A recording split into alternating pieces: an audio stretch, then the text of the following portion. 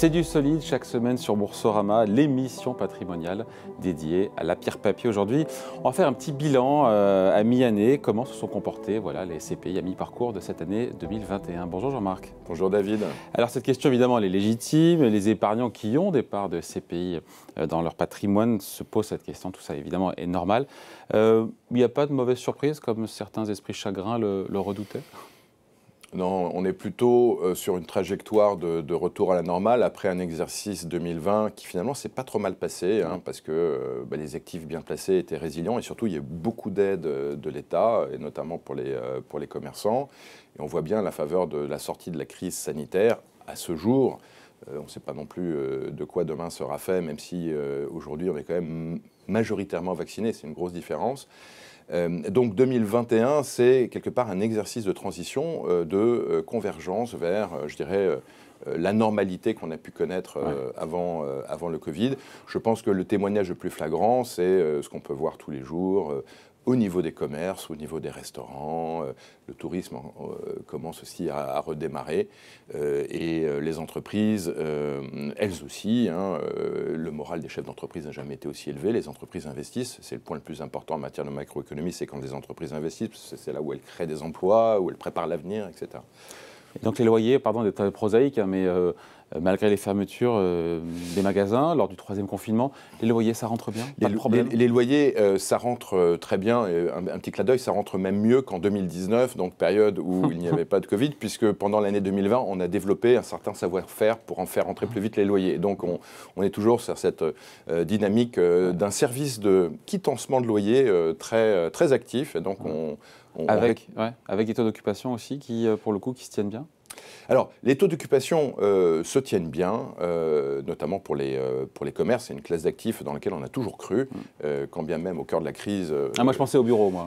Alors, les bureaux, je pense qu'il va y avoir un petit exercice de transition, surtout pour les grandes surfaces de bureaux que nous, en tout cas, on possède assez moins. Parce que, en étant un peu cynique, avoir une pandémie mondiale, c'est aussi pour certains groupes qui ne sont pas forcément en bonne santé, un prétexte qu'on peut utiliser pour faire des économies, et notamment des économies immobilières. Donc on constate une légère baisse du taux d'occupation des bureaux. Alors sachant que nous, on est en moyenne à peu près à 93% de taux d'occupation financier, donc ça ne concerne finalement qu'un petit pourcent de taux d'occupation financier. Et pour moi, c'est quelque chose qui est transitoire. C'est cet exercice 2021 qui sera transitoire, puisque derrière, on sent qu'il y a quand même une reprise économique qui est très vive. Et évidemment, qui dit reprise économique dit besoin de surface de bureaux. Les épargnants qui nous regardent, pardon, je reviens à des trucs très terre-à-terre, mais qui attendent, c'est de savoir le rendement. On a eu quoi en moyenne 2020? On a eu 4 et quelques. Non, et là, je me projette sur 2021.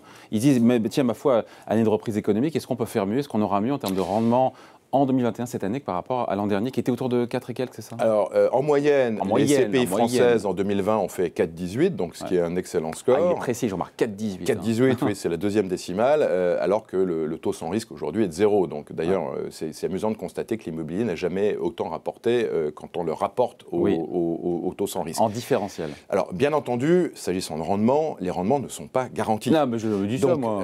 Donc, s'agissant de 2021, qui, en matière de bureau, sera peut-être un exercice, je dirais, de retour progressif à la normale. Je pense que la profession et nous y compris, va se fixer comme objectif de conserver à peu près le même niveau de rendement, c'est-à-dire aux alentours de 4,18. Pour 2021, mais évidemment, ce n'est pas garanti. Alors, je précise quand même à ce stade de nos débats que si la profession en moyenne a fait 4,18, nous, on a fait un peu mieux quand même. Il faut toujours des bons élèves, il y a des mauvais élèves, des bons élèves. Entre 4,4, 4,8. Et la collecte, on finit là-dessus, Jean-Marc, elle se porte comment là parce que c'est une preuve de confiance, ou pas d'ailleurs, de la part des épargnants. La collecte reprend un rythme qui était son rythme d'avant pandémie, étant entendu que l'année 2020, on a vu une collecte certes active, mais néanmoins en baisse de 30% par rapport à l'année précédente. Et ça reste positif, c'est en baisse de 30%, mais ça reste positif. C'est-à-dire, au lieu de faire 8 milliards en 2019, on aura fait 6 milliards en 2020. Donc il y a eu une collecte quand même relativement importante en 2020, ce qui témoigne de l'intérêt de la pierre papier pour les Français. y compris pendant cette période où on a pu se poser des questions sur les commerces. Bon, jusqu'ici, tout va bien. Encore une fois, il y avait des Cassandres qui prévoyaient un crash des CPI en 2020. Ils nous disent maintenant que c'est pour 2021. Pour l'instant, ils en sont pour leurs frais. Hein. C'est-à-dire que quand il y a des crises majeures, souvent, il y a des gens très intelligents qui parlent du monde de demain. Et plus on sort de la crise, mais c'est souvent le cas, on se rend compte que le monde de demain ressemble furieusement au monde d'hier. Et il y a des évolutions qui ont été accélérées, mais quand même, les fondamentaux restent... Il y a comme le télétravail aussi, qui est une vraie évolution et qui restera... Alors, le télétravail... On parle de 2 jours en moyenne, quand même, de 2 jours de télétravail par semaine en moyenne. Alors, on parle aujourd'hui de 2 jours de télétravail, mais on va voir ce qu'on dit à la rentrée, parce qu'on est toujours dans une sorte de... on est à chaud sur le télétravail. Je pense qu'aussi bien les salariés que les entreprises ont encore besoin de réfléchir.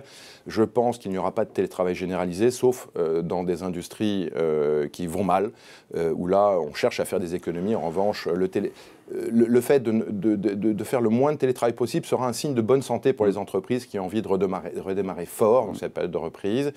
Et je donne rendez-vous à tout le monde à la rentrée où je pense qu'il y aura un sens critique plus acéré sur le télétravail. S'il y a 1 ou 2 jours de télétravail par semaine, on a fait nos petits calculs, c'est des mathématiques, c'est des problèmes de robinet. On se rend compte que ça n'aura pas un impact aussi important que cela sur la demande locative. Et en plus, la crise sanitaire nous a appris à ne pas entasser les gens sur une surface et avoir plus de mètres carrés par personne. Donc je donne rendez-vous à tous les acteurs de l'immobilier. Jean-Marc donne rendez-vous. Absolument, si je peux me le permettre. Prenez note. Pour analyser un peu à froid, c'est-à-dire je pense à rentrer sur le véritable impact du télétravail. En tout cas, jusqu'ici tout va bien, ça ne préjuge pas de la fin de l'année, potentielle 4e vague, on verra bien. En tout cas, jusqu'ici tout va bien pour les CPI. C'était le petit bilan à mi-année au cours de cet été 2021. En espérant que ça continue, mais on est optimiste. Raisonnablement confiant, c'est la formule consacrée. Merci Jean-Marc. Merci David. Rendez-vous la semaine prochaine pour un nouveau numéro de C'est du solide ici sur Boursorama.